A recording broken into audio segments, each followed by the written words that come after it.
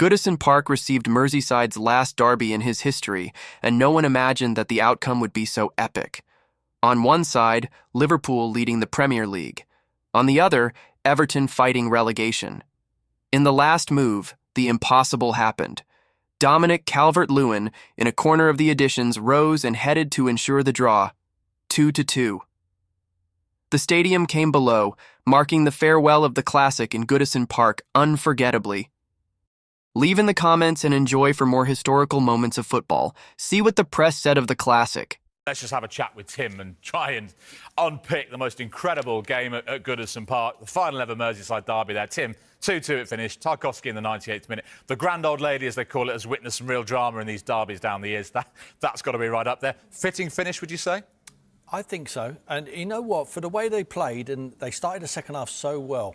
And they go ahead in the game, Beto scores, and it's a decent goal. You know, he gets in behind, he slots it past Alisson and gives him no chance. And then McAllister gets him back in it he hangs in the air and his header just falls into the corner. I think Pickford should have done possibly a little bit better. And Mo Salah, who had a quiet evening, he just gave him one chance. And like I said, the boy writes his own scripts. You know, he's a little genius. His touch and his finish. And you just thought Liverpool would go on and win it. But the crowd just lifted, just carried on. They got louder and louder. And they thought it was just written in the stars here. Do you know that something might happen? And they just kept throwing bodies forward. Moisey made a load of changes. Tarkowski found himself in that dying embers of the game. And then one just fell to him and he volleys it better than he. If you ever want to score, I mean, it's probably one of them goals where all of us would want to score that goal. And I'm jealous of him tonight that he's actually managed to do that. He caught it so well. I mean, it just fell to him. And it's right up the right end of the field and he smashes it into the top corner and Alisson can't move. It just flies in the top corner.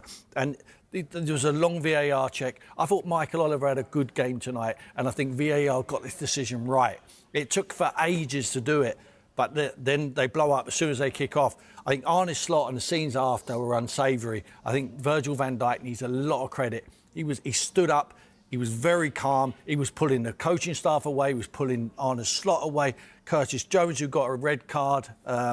It all stems from Doucouré running across and celebrating in front of the Liverpool fans at full time.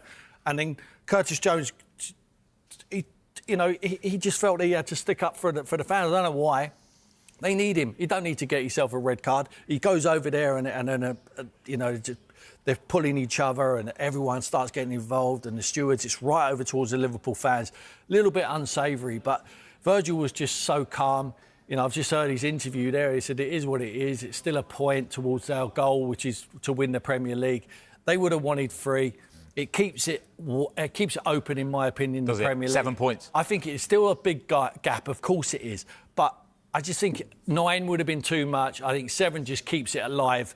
And I think not only are they celebrating on the blue half of Merseyside tonight, Liverpool will feel like it's a defeat. They honestly will, because it comes so late in the day. The reason why they were so upset at full time, Arne Slot gets a red card as well, is because he feels like there was too much injury time played. Now, you've got to give that up to the referee. He decides. And he decided that they needed that much time, and it was just enough time for Tarkowski to smash that one in the back of the net. So, for me, it was a it was an unbelievable game. And it was fitting that it was the last Merseyside derby at this magnificent Goodison Park Stadium. You said that, I mean, it's the most red cards in this fixture even before tonight in Premier League history. I mean, that's 25 in terms of players, and add on a slot onto that as well. Virgil van Dijk, you thought the referee had a decent game, has just said that referee Michael Oliver did not have the game under control, and I told him that. Yeah. Did he lose control at the end, Michael Oliver?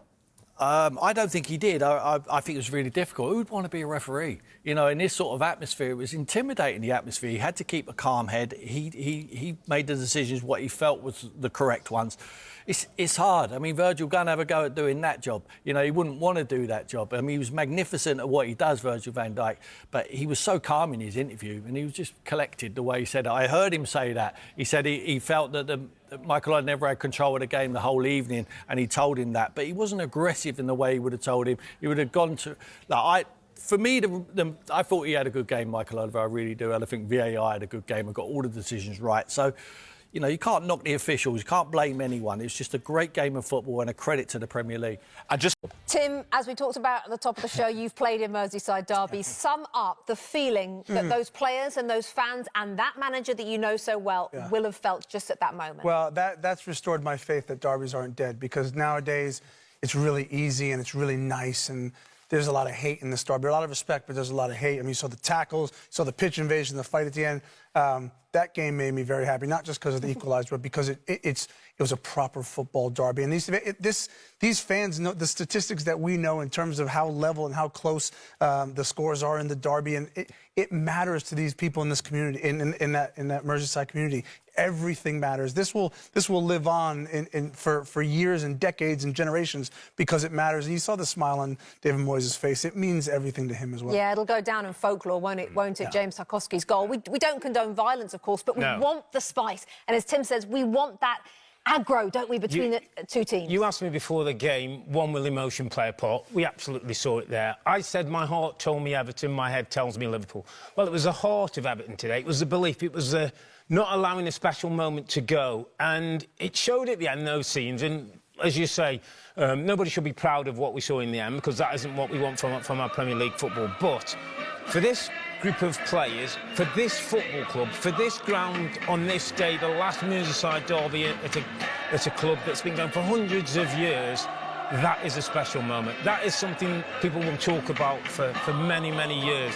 The equaliser by James Tarkowski and the last Merseyside derby at Goodison Park. Because, Tim, there's no doubt about it. They did not want to go out of Goodison Park Merseyside derbies with a losing record. Now it's 41 wins for Liverpool, 41 for Everton and 38 draws. The difference of the scenes we're seeing to what they would have been had the whistle blown just a couple of seconds earlier is what?